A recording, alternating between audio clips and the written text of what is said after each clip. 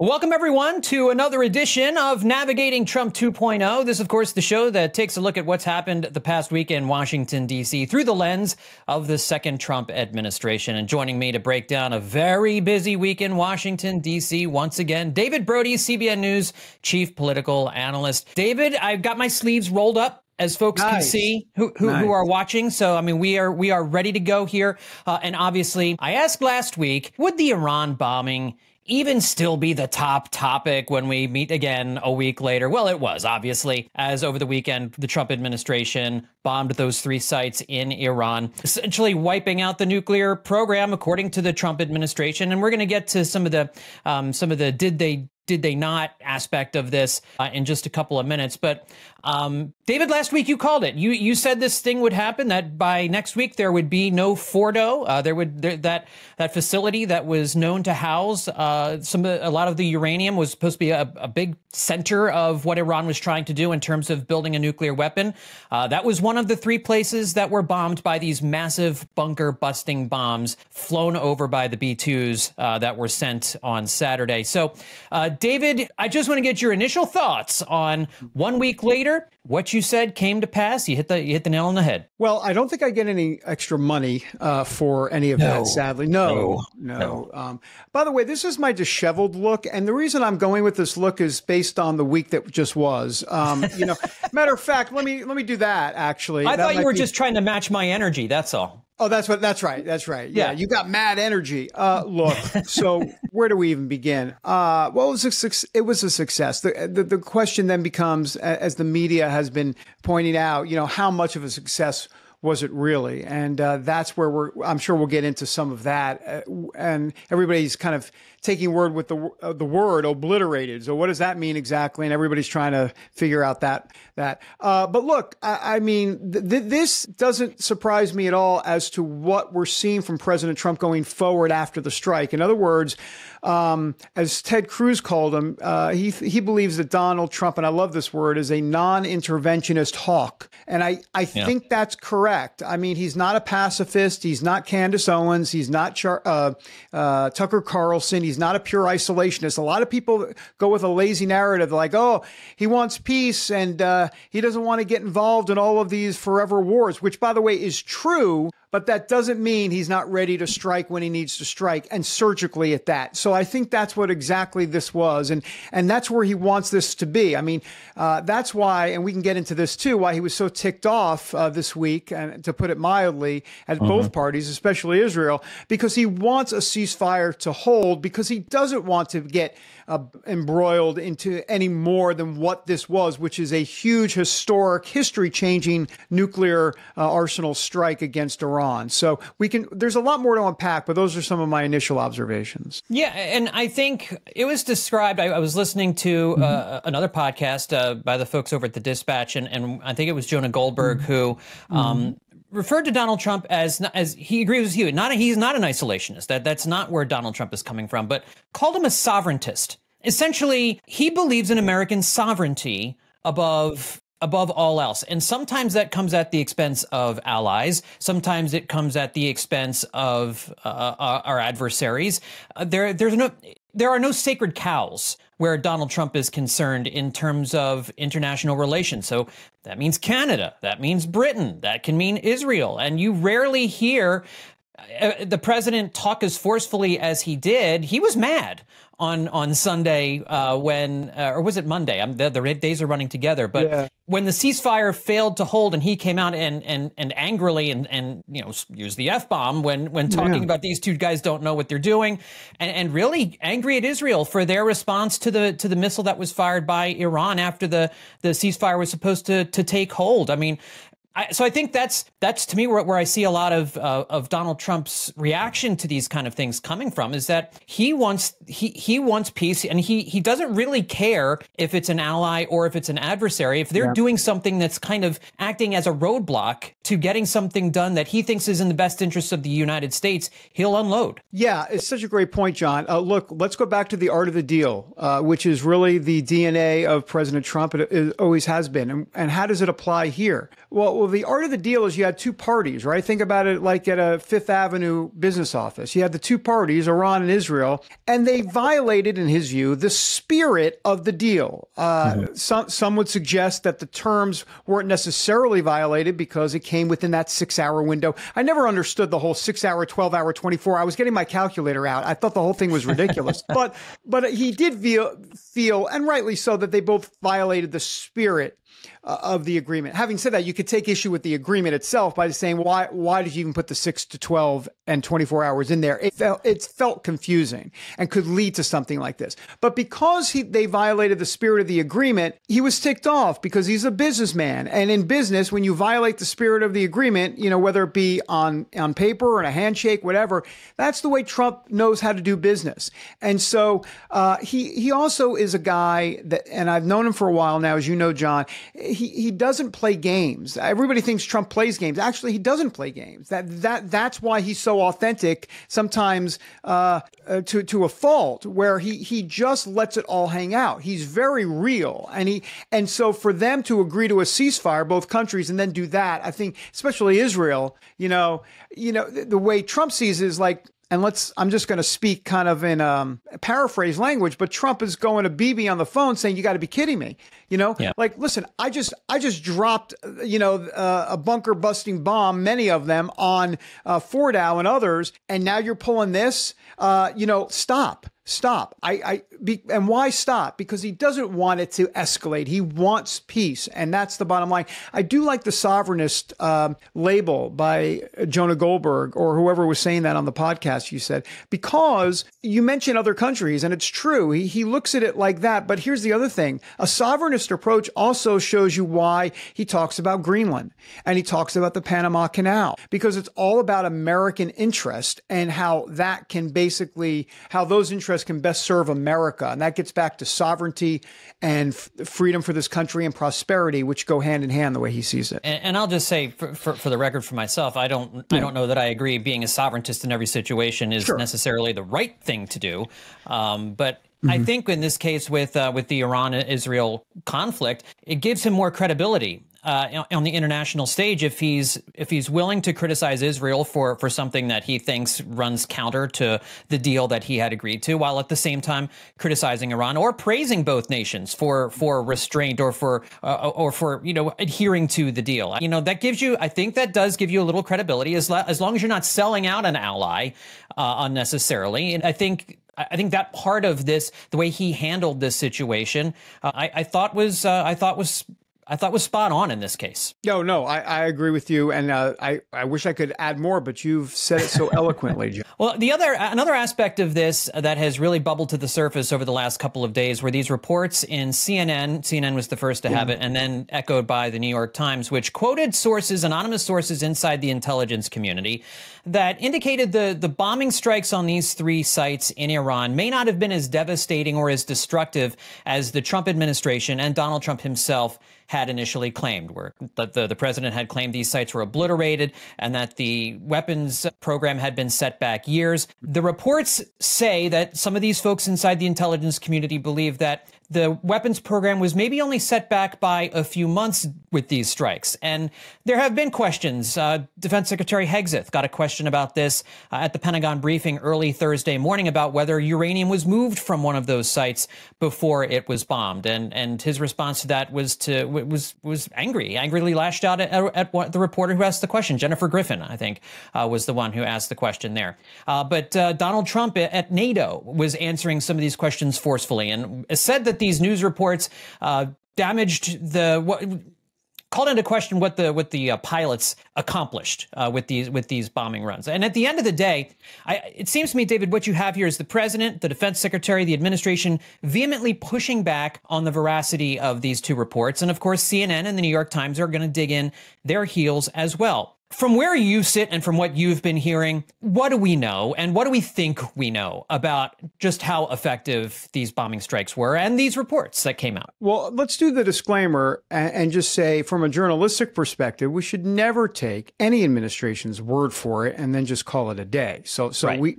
That's obvious. That's journalism 101. So for CNN and others to go out and try and tell the rest of the story, as Paul Harvey would say, that's a good thing. The problem is when they told the rest of the story, they had a headline that not only suggested, but literally said, in essence, that these nuclear facilities were only set back a couple of months, according to this intelligence. Now, the problem with that is that if you dig deeper into the intelligence, as Pete Hegseth did on Thursday morning, you see that there's a whole lot more to the story.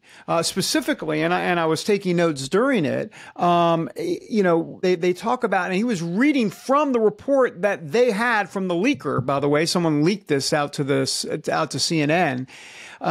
He said that in that report, the report was, quote, predicated on multiple linchpin assumptions. So, in other words, you got to assume X, Y, and Z to maybe get to this possible conclusion of a couple of months of damage, but that's a lot of assumptions. Once again, that wasn't in the CNN report, those words, multiple linchpin assumptions.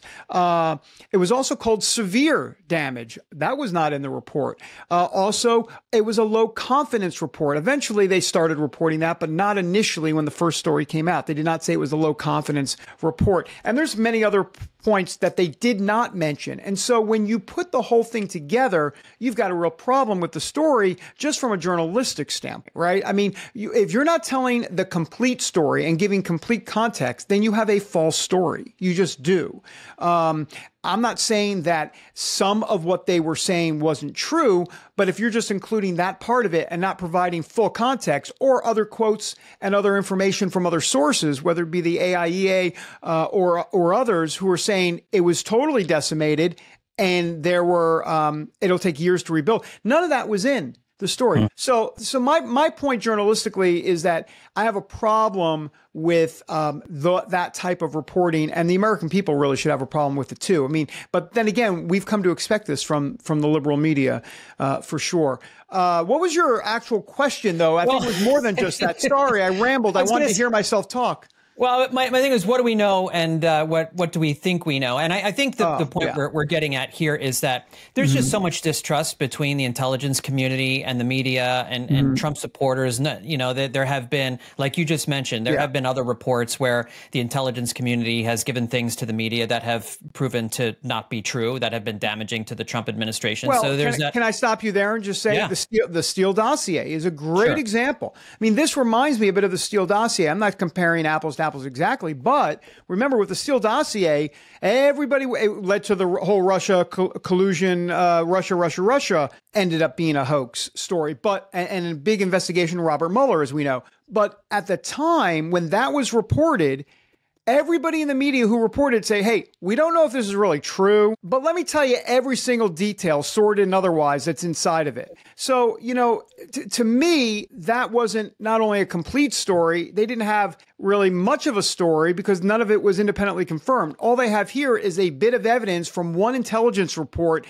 out of, I believe it's now 17 or so intelligence reports that have been done so far. So how do you make that headline and conclusion when you only have a little bit of the evidence, not to mention the fact that we're only talking about a few days after the strike? We still don't really have a clear indication as to exactly the extent of the damage because this just in, no one's down at Fordo. I mean, it's not like there's a janitor, with a pager down there going, hey, this is what I see. We don't know. And I think that's why what President Trump said on social media, definitively declaring that these sites had been completely obliterated, and Israel is coming out and saying it's been set back by years. And we talked about on the podcast last week, Israel has over the course of the last 25 years been claiming Iran was really close and really close and really close. And we sussed that out a little bit. And of course, there are things that Israel did over the course of those last 2 decades to kind of keep pushing the ball down the field or a little bit further away from the goal line. But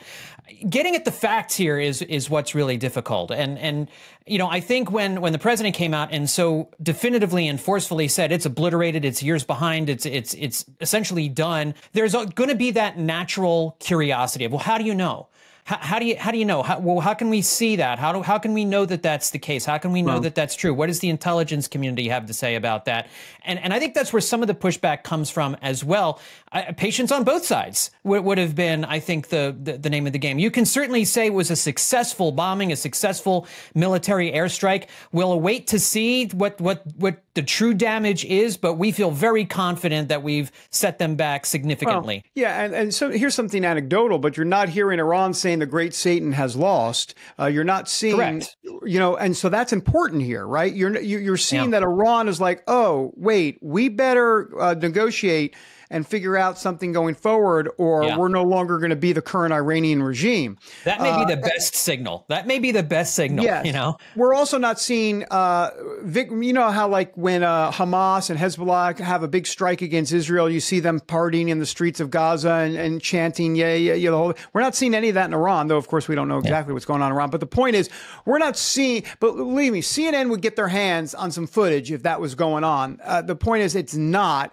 And that should tell us everything we need to know. What do you make of Democrats in Congress and their complaints that they were not properly notified of the strikes, that they still haven't received a briefing? There was supposed to be a secure briefing earlier in the week that was canceled a few hours ahead of time. It's been rescheduled, I think, for Thursday, or if not for one part of Congress, maybe for Friday. But members of Congress are supposed to get a briefing here. And Democrats have been hitting the Trump administration and President Trump because of the briefing cancellation delayed and that they don't really have any facts. They don't know anything about this. So there's that, of course, curiosity, or there's, of course, that criticism from Democrats that what is the Trump administration hiding? Like that's how they're couching the cancellation or the postponement of the briefing. Do you think the president has done enough, did do enough to make sure that Congress was read in on A, what was going to happen, and then now B, what did happen last weekend? Well, the Democrats are saying what you just said there, that, what does the Trump administration have to hide exactly? And of course, the Trump administration is saying not in a million years are we giving any sort of heads up or intelligence information to Democrats who are going to leak it to their friends in the liberal media. They're not going to do that. Now, let's go back 30 years ago, 40 years ago, and beyond. That really wasn't as much of an issue, but we live in such partisan times today that that's where we're at. That's where we're at. And there's some danger, for sure. And this isn't about Trump. This is about presidents on either side, because once one president does it, the other president feels compelled to probably do it to the other side. And off we are to the races, or the sad races. So I have concerns about where this leads us, for sure. But I also understand why the Trump administration in this political climate against this president, whether it be two impeachments and other things, why they would be reticent to give Democrats some information that they can, in essence, leak to the media, because the truth of the matter is they will leak to the media. And it's also, as you know, in Washington and quite frankly anywhere, it's about controlling the narrative. And the White House wants to make sure they control the narrative rather than Democrats. I'm not saying it's right. I'm just saying that's the reality we're living in. It is the reality. But obviously, as a co-equal branch of government, what is, in your opinion, what rights does Congress have to know about a military strike like this? What kind of time frame is appropriate? I mean, it's going to be almost a week after the United States bombed a sovereign nation, and Congress traditionally, at least going back many years, it has been less so over the course of the last generation or two, that Congress would be notified ahead of time or notified right after, or that they would have to grant the president the power to carry out a military airstrike. Well, in answer to your first question, it's all subjective. I mean, presidents have that discretion, if you will. And let's also remember, for the record, I'm 99% sure of this. I'll have to double check this, but Chuck Schumer was notified, the Democrat leader, beforehand. I think it was Hakeem Jeffries that was not. So I think we should. And the only reason he wasn't is that apparently they tried to get in touch with him and he wasn't available during the time they needed to get in touch with him. So there's that issue. As it relates to the War Powers Act that you're talking about and all of the constitutional, look, I'm not a lawyer. I don't even play one on television, quite frankly. But I will say that this has been a constant from Congress, right? I mean, they continue to say that presidents need to give them the congressional See, I just went New York there. Authorization. Let's go back to Clinton. Let's go back to Reagan, actually. Let's go back to Obama, George W. Bush, all of them. They do the surgical strikes. They're in and they're out. Though with George W. Bush, it was obviously a little bit different with the Iraq War. The administration doesn't see this as a war against Iran. They see it as a surgical strike. And you're never going to win that argument in Congress. You're just not. Yeah. Yeah. Let's transition to the big, beautiful bill, David. We are about a week away from the Senate's self-imposed July 4th deadline to come to an agreement on the spending package. Yeah. It's a bill that would extend the Trump tax cuts, increase spending on border protection, and they're looking to trim healthcare costs, specifically Medicaid, bring the number of recipients back down closer to where it was before Obamacare began 15 years ago. And David, the Medicaid portion of this appears to be the main sticking point. It looks as though Republicans have coalesced around border funding, around tax cuts and everything else. But stricter Medicaid cuts is what, even in the Republican caucus, there's been strong disagreement about exactly how to go about trying to get a handle on how much Medicaid has expanded without hurting people and without hurting specifically rural hospitals who could be negatively affected by a decrease in Medicaid funding. So where do things stand from where you sit on the big, beautiful bill? I know the Senate parliamentarian came out on Thursday and struck down a whole bunch of critical health provisions from the reconciliation bill. Yeah, and that's huge. And that's a developing story, which will be changing in the next 24 to 36 hours. So let's just unpack the Senate parliamentarian situation here, because a lot of people are like, the what? The Senate what? Parliamentarian? Yeah, her name is Elizabeth McDonough. She has been in that position since 2012. By the way, appointed by, wait for it, Republicans are going to love this, were appointed by Harry Reid, the former Democrat Senate minority leader. And she has come out and said, no, Republicans, you can't put X, Y, and Z in the bill. We can go through X, Y, and Z, but there's a lot of things that she has said, no, they are not germane to the bill. In other words, they're not germane to the budget. They don't have enough of a budget tie-in, if you will. I'll give you three. Oh, excuse me, I just hit my microphone. Are we still good? Are we good? We're good, yeah. Okay, good. I didn't want to have an audio malfunction. All right. So some of the things that she has, quote, struck down as the Senate parliamentarian, the defunding of Medicaid for illegal immigrants. That's the Republicans wanted that to no longer happen. She says, no, you can't defund Medicaid for illegal immigrants. She also says you can't defund gender affirming care under Medicaid and the CHIP programs. And also there's limits on Medicaid and a whole lot of more things. There's also some abortion language that she struck here. There's tons. You got to look through it all. Bottom line is that right now, as we speak, taping this podcast, it's out of the bill. Once the Senate parliamentarian rules, it's a ruling by her saying, no, you cannot put it in the bill. It is stripped from the bill. So the only way to put it back in the bill is you've got to get 60 votes in the Senate. Yeah, good luck with that. The Republicans are not going to get, I mean, maybe you get Fetterman, but other than that, I don't know who you're getting. You're not getting 60. So that leaves Republicans in, I guess you would call, a pickle. What do they do exactly? I felt like I'm my father when I said the word pickle, by the way. No, but it fit. It worked. It was beautiful. Yeah, because the big, beautiful bill is turning into a big, beautiful headache at this point. So what ends up happening? So just to be clear, the Senate parliamentarian actually serves at the pleasure, not of the president, but of the Senate majority leader, John Thune. So the Senator Thune, the majority leader, can dismiss Elizabeth McDonough. He can say, thank you very much. Your services are no longer needed. Here's a pink slip. He can do it. Last time that was done was in 2001. Trent Lott, the Republican majority leader at the time, did that to the Senate parliamentarian. So it has been done before. It's extremely controversial. It's not looked upon highly by, honestly, either party. And Senator Thune himself has said he is not akin to doing that. He doesn't want to do that. So the problem here is you can see it coming. Get ready, John. As a matter of fact, we might date ourselves on this podcast because President Trump, get ready, just monitor Truth Social, will come out and say, Thune, you got to fire the parliamentarian. Get rid of her. And then Thune's going to have a decision to make because the truth of the matter is, John, Thune does not want to fire the parliamentarian.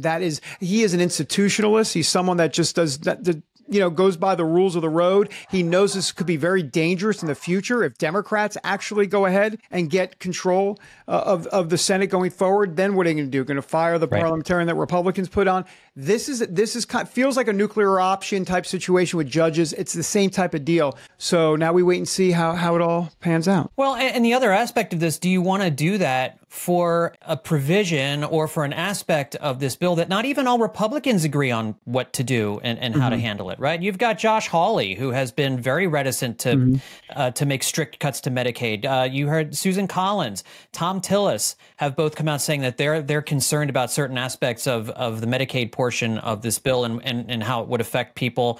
I think it's 80 million Americans now are on Medicaid, and the reporting has been that that what the Senate Republicans want to do goes even further than what House Republicans agreed to do in their version of this bill. And then, of course, you got to marry these two bills together if and when it's done in the Senate, which that'll be a monumental undertaking as well. So do you pull off that nuclear option and dismiss the Senate parliamentarian when not even your own caucus really has a firm sense or an agreement on what to do about Medicaid and health care cuts? Yeah, and there's no guarantee that the new Senate parliamentarian could be any better. I mean, once again, I know it would be put there by Thune, and you would think they'd have some conversations, but it's a wild card. You don't know for sure. So it's a good question. I don't know. I would just say this, that the main reason, and trust me, there's a lot in this bill that Republicans want, but when you get down to brass tacks, and I know, there's so much in this bill in terms of spending cuts and all of that. But here's the thing. Ultimately, what has to be in this bill are the tax cuts, right? And the border funding for the wall and immigration, all that. Those two have to, and they'll stay. So if you've got those two, plus you reduce spending somehow, some way, and get some cuts to Medicaid in there, some, but maybe not as many as suggested by the parliamentarian, then maybe you call it a day and say, look, the big, beautiful bill is still a big, beautiful bill. It's just in a lower font. Maybe, I don't know. But that's why I am not in Congress. And though I have a disheveled look, I would have a much more disheveled look if I was John Thune right about now. Yeah, or a reporter trying to cover this story, because there's just there's each side has its own boogeymen and angels with regard to this with regard to this package. It's gonna increase the deficit, but it's gonna increase economic growth, but it's gonna do this, it's gonna do. Who could do all those things? And one sets the country on a path this way, one sets the country on a path that way. But certainly they have just a week to go before, and it's a self-imposed deadline. They could say, hey, we can't get it done. We'll take care of it when we get back, or we'll stay an extra few days into the following week because Congress is out the final week of July and all of August. Of course, so that is why there is such a rush to try and get this done this week. David, last thing, and this is just something that's been kind of spinning around in my head a little bit. I mentioned at the beginning of the podcast that when Donald Trump came out, again, right after when he was being highly critical of Israel and Iran, that he dropped the F-bomb as he was talking to reporters. And, it wasn't necessarily done in a crude way, but it was done in a way where he would probably just, if he was talking to people off camera, that you would swear. And but it is jarring to hear it from a president of the United States in a formal setting like that. And so my question is more from a journalistic standpoint. Cable news, some of the cable news channels ran the F word without bleeping it out, without censoring it or anything, because typically you don't amend or you don't change what the president of the United States says. You're not supposed to take out ums and ahs and stuff like that. You're not supposed to pull stuff out of the middle of like a long statement, which makes it a pain in the rear end sometimes for us journalists who are trying to put together a succinct story. But at the same time, how much you have to consider your audience, especially, for us at the Christian Broadcasting Network. We have to be, we want to be careful, with what we put on the airwaves, on the internet, on podcasts, whatever it happens to be. Where do you come down on what to do when a president, a member of Congress, because we've heard senators and congressmen do the same thing. It's always jarring when I hear just straight up swearing on cable news coming from politicians and they're not bleeped out. But at the same time, I understand people who think like this is the public record. These are public officials in a public setting. Let's hear what they actually said. Well, that's a great question. Obviously, this just in, I'm against swearing in public by public officials. So let's just get that out of the way. I won't even say having said that, I'll just add to that and simply say that I think there's a way to do it. As we do it at CBN and others will do it, you bleep it out. I mean, I think you get the context of it. I mean, will one word change what he was, the sentiment that he was trying to get across? No. Do you have to say what that word, do you have to let people hear what that word was? I don't think so. I think you can say that in the copy beforehand, whether you say the F-bomb or you can say he had a choice word, four-letter word, however you want to say. And people, listen, I think at that point, I think that's good enough. I really do. I mean, I'm not quite sure of the artistic or journalistic value in giving that word, any sort of airtime. A couple of things from an FCC standpoint, you got to be careful. Number one, so you've got that issue that you really probably shouldn't even do it. I mean, let's think about that. If anybody had said that word on the air, there's two different things here. We're talking about live and talking about taped. I mean, live is different. It's happening live and it's like, whoops. But taped is premeditated, if you will. And at that point, you were deciding to put that word on the air. I think that could be a potential, I don't know, but a potential FCC violation. Not that the FCC is going to go around and fine, 97 media outlets, but I think better safe than sorry. I mean, that's kind of my view. Right. And so for cable, you don't have to worry about it, right? They're not under the FCC rules in terms of language, so they can run it. It's just a matter. It's an editorial choice from whoever's running it might even be from show to show, depending on the network. I mean, who knows? As a former radio person, who oftentimes, if we were say taking the president's remarks live on the air, that hits. You don't get a do-over there. You don't get to say, like, well, it was live, there was nothing we could do about it. If it goes out over the airwaves, you would get fined for it. And there's no way around that. Wow. At least that's how it was when I was in radio 5-7 years ago. Okay. So that's maybe things are evolving, maybe things are changing, maybe the FCC is becoming a little bit more open-minded about those things. I doubt it. I highly doubt it, in fact. So then you're right. As you're in post, you can bleep it out. A lot of times what I prefer to do rather than have the beep sound is to just mute the swear word, because it sounds less abrasive. It's just it drops out and then picks back up again. But I'm with you. I don't see necessarily the value in leaving the swear word, leaving it in. It doesn't make sense. I think you're right. I think you can still get the effect of what it is. What the president said. I mean, we're not babes in the woods here. We've been around. We know what the president said, and I think you can bleep it out or you can mute it without having to do that. I think it's an interesting choice to leave it in. I get the argument behind leaving it in, but at the same time, I think you can actually just use some common sense in addition to journalistic integrity. I don't think you lose any journalistic integrity if you bleep out the swear words. Yeah, no, I totally agree. And I'm still trying to understand, like, why someone would even leave it in. I mean, is your rationale like, I'm still trying to understand the rationale. I mean, why leave it in? Yeah, it's more punchy, obviously. It's going to have more of a kick. But other than that, I think there's a psychological effect to hearing your elected official swear. I think it can change your perspective on a person when you hear them actually say the word. And it's I don't know, and I don't know if that's a good thing or a bad thing. Maybe we should be allowed to hear it and make a judgment. But I agree with you. I don't see the value. Yeah, no, that's an interesting debate. Let's debate it for another 2 hours. Let's do that. Yeah, I think so. Certainly, everyone would love another 2 hours of honest talk. That's right. Swearing on the airwaves.